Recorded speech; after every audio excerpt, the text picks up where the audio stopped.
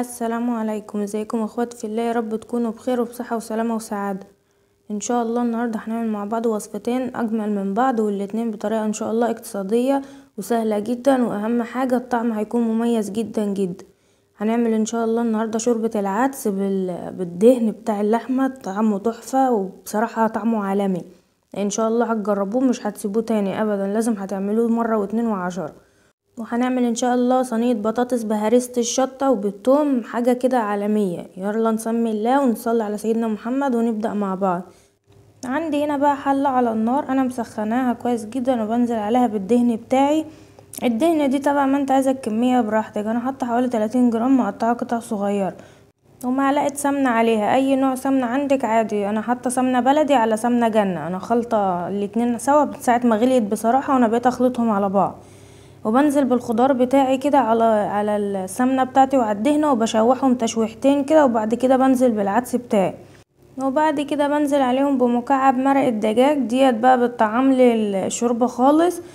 وبتعلي التست معايا. بقلب كده لغايه ما الاقي الحله بتاعتي سخنت خالص والخضار بتاعي كله سخن، ودي بالسيكه مش كتير عشان ما يشتش معاكم، لان ده من الحاجات السهله. العدس من الحاجات اللي بتلزق في الحله بسرعه لو زودتوا عليه النار. وبعد كده بنزل بميه عادي من الحنفيه لغايه ما بغمرهم تماما كده، مش بزود الميه. كده كده لو عوزت ميه بعد كده هبقى ازوده عادي.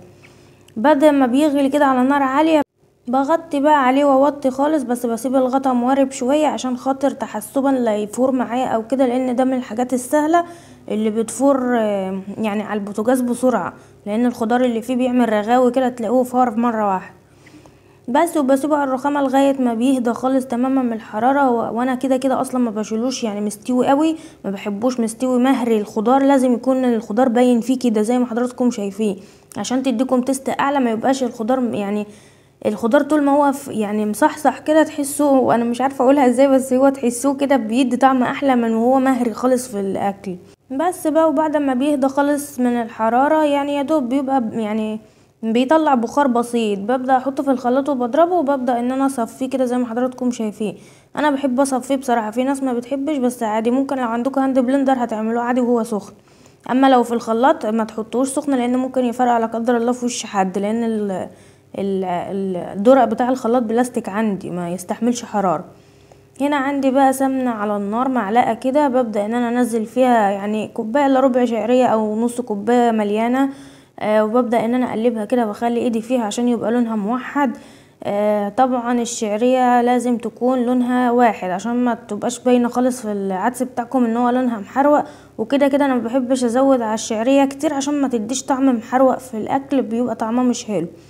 عندي هنا لحد ما بتوصل للون ده، ما بغمقهاش عن كده، انا بحب اللون ده في الشعريه. بنزل عليها بالميه، دي التركيه مهمه جدا، ما تنزلوش العدس الاول. بنزل بالميه المغليه الاول كده لغايه ما بغمرها تماما. طب فايده الميه المغليه ايه؟ ما انا انزل بالعدس على طول. هقولك انا الفايده ايه. الفايده ان الشعريه من النشويات، وطبعا بتطلع النشا بتاعها، فبتقل القوام بتاع العدس. لو انت نزلت بالعدس الاول بالشوربه اللي احنا عملناها على الشعريه وهي لسه نيه او متحمره بس، فهتلاقيها عملت نشا معاكي وتقلت معاكي العدس خالص، وبقى كتله بعد ما بيبرد. فبس كده، هي دي التركه المهمه جدا. فبعد ما الشعريه اتشربت الميه بتاعتها، بنزل بقى بشوربه العدس بتاعي، وببدا اظبط بقى ملح والتوابل بتاعته. انا مش بحط توابل كتير لانه فعلا مش محتاج حاجه خالص، ولو عملتوه بالطريقه دي مش هتلاقوه محتاج حاجه خالص. يعني رشه من السبع بهارات، ورشه من الكمون، ورشه من الشطه صغننين خالص مش كتير، وملح طبعا بس المقطع ما لقيتوش بصراحه بس. وببدأ ان انا اقلب كده عشان لو في شعرية لازقة في القعر ولا كده ما تشتش او حاجة في القعر بتاع الحل. وبلاقي القوام بتاعي مظبوط، لو لقيتيه اتقل خففيه عادي بمية ومش هيحصل له اي حاجة. ببقى واقفة جنبه بقى لغاية ما بيغلي كده. طبعا الرغاوي اللي فوق دي بتاعة الخضرة لو عايزين تشيلوها عادي، بس انا ما بشيلهاش بصراحة لانها بتختفي بعد ما العدس بيخلص، وبيبقى طعمها حلو مش وحش. وبحط الخضره انا كتير، بحب الخضار كتير، الجزر والبصل والطماطم والحاجات اللي زي كده. جربوه ان شاء الله هيعجبكم جدا بالطريقه دي. هنا زي ما حضراتكم شايفين كده القوام بتاعي، انا بسيبه يغلي بس غلوه واحده، ما بزودش عليه عن كده، وبطفي لان كده كده انا اوريدي مش سويه الشعريه، يعني مش محتاجه تسويه اكتر من كده عشان ما تتهراش معايا. عندي بقى للبطاطس دول 4 بطاطسات صغيرين يعني متوسطين الحجم، الشرايح باينه خالص، انا مقطعاهم شرايح يعني اضخم من بتوع الشيبسي، حاجات بسيطه. بنزل بمعلقه زيت ومعلقه سمنه كده، وبنزل بنص الثوم، دول 3 فصوص توم بنزل بنصهم كده في الزيت والسمنه بتاعتي، يا دوب ريحتهم بس تطلع، انا مش بسيبهم يغيروا لونهم. وبنزل عليهم بالبطاطس بتاعتي. تركايه نص التوم دي تحفه بصراحه، يعني حاجه كده عالميه، هي قريبه قوي من الكمونيه بس دي اعلى في التيست والطعم. بحط كده الفلفل الاسمر والملح والكمون ونص مكعب مرقه دجاج، وهسيب لكم ان شاء الله كل المقادير اللي انا قلتها في صندوق الوصف.